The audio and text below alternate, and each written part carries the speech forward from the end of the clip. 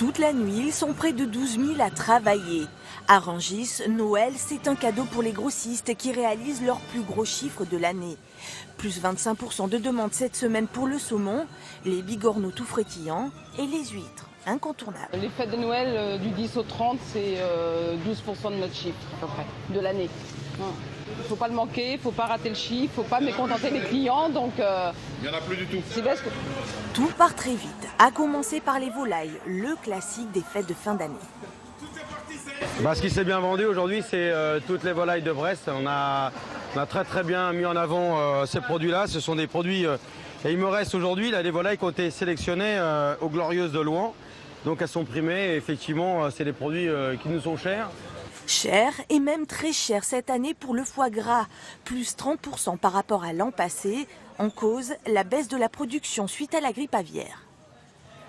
Le canard a été abattu hier matin, expédié dans la nuit, réception. Donc plus frais que ça, vous n'avez pas. Bon, il m'en reste un peu, ce qui veut dire que bon, c'est pas top. Au top des ventes, par contre, comme chaque année, la truffe noire du Périgord. Elle s'échange à près de 1 000 € le kilo, de l'or sous les palais. Alors, la truffe s'accommode très bien avec les œufs, avec la pomme de terre.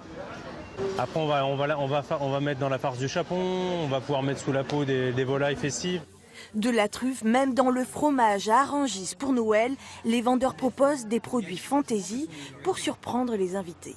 Le brie à la truffe, on peut dire que c'est un produit de fête de fin d'année. Il y a un certain nombre de fromagers qui le font eux-mêmes. Les volumes, c'est en fin d'année. C'est très festif. Et pour ceux qui auraient encore un petit creux, il reste les fruits exotiques. Pour ce Noël, un Français sur 4 aura dans son assiette des produits passés par les halles de Rungis.